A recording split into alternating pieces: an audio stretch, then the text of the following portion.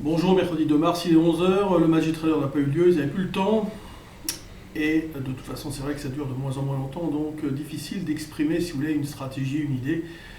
Même si, vous comprenez que je ne peux pas non plus tout raconter sur BFM, ça prend beaucoup de temps. L'idée étant de comprendre le contexte dans lequel on évolue, c'est-à-dire des gestions qui sont toujours très peu actives, un marché qui se nourrit d'un contre-pied. Il y a l'espoir qui est actuellement un peu plus fort que tout le reste, avec l'idée que Draghi pourrait évidemment amener des mesures complémentaires pour le QE, pour combattre la déflation, etc. etc. Donc le contexte en fait reste parfaitement identique.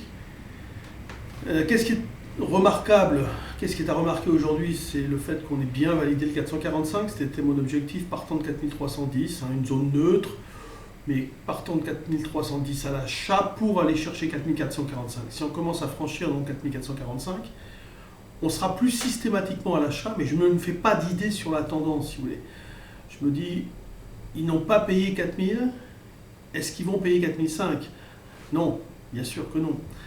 Donc le marché peut d'abord s'arrêter sur 4445, et au-delà, de toute façon, ce ne sera pas régulier, il ne faut pas se faire d'illusions.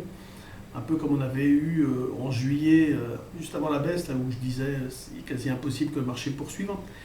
Il y avait trop de gaps, de trous étaient construits sur du gruyère et du sable.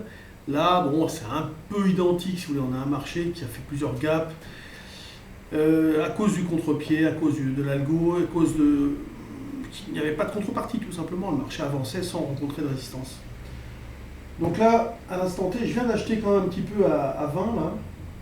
On l'avait fait déjà ce matin, la vente à 45, 20, 45, 20, double top, double bottom.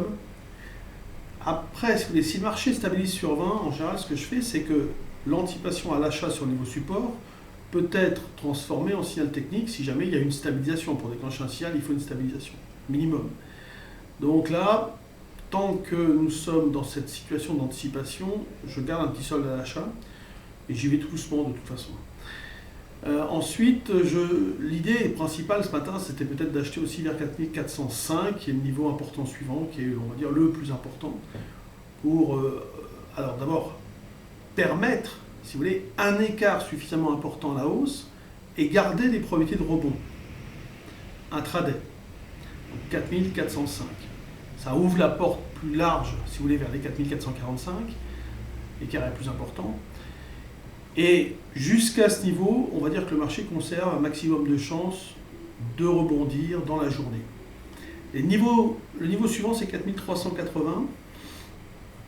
Après, si vous voulez, si on casse 4380, on s'éloigne, si vous voulez, suffisamment du point haut pour remettre un peu la pression intraday sur les acheteurs. Et à ce moment-là, le marché a moins de chances de rebondir en fin de séance. Qu'est-ce qu'il y a d'autre à signaler? On a des publications toujours plutôt encourageantes. Donc des rachats de short, ça c'est clair, on en a eu. Un manque de densité, pas trop de contrepartie. Bon, bah écoutez, pas grand-chose à dire de particulier, de vraiment important. Le marché là stabilise. Ça fait 1, 2, 3, 4, 5, 6, 7, 8, 20 minutes qui stabilise sur 4418, 20. Typiquement, le signal technique va pouvoir être mis en place. Donc par exemple, si j'ai anticipé à 20, je peux ressortir pour ne re-rentrer que sur le signal technique. Si jamais j'estime que le marché garde quand même un potentiel de rebond, je peux garder mon petit solde à l'achat. Et puis je renforcerai sur le signal technique. Pourquoi pas? C'est une possibilité.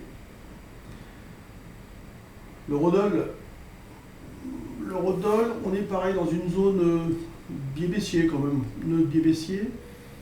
Soit 1,08, je renforce à la baisse. Là ce matin, on a tenté des achats vers 1,08 30 40, un peu au-dessus. On cherche à vendre sinon vers 1,09 10. Vous voyez, c'est un peu les deux bornes importantes, proches à exploiter. Sur les actions, j'ai fait l'augmentation de capital Stellantis, je suis dessus, j'essaie d'en racheter si jamais ça rebaisse, mais là pour l'instant ça ne rebaisse pas, je suis positionné vers 3,10. Enfin, pour l'instant j'ai mis des alertes. Je plutôt tenté de la travailler parce qu'on l'a vendue à 3,70, 3,80 avant-hier. J'ai souscrit à titre irréductible et à titre réductible, mais on n'a pas encore le pourcentage de réduction sur Stellantis. Allez, bonne journée, à bientôt.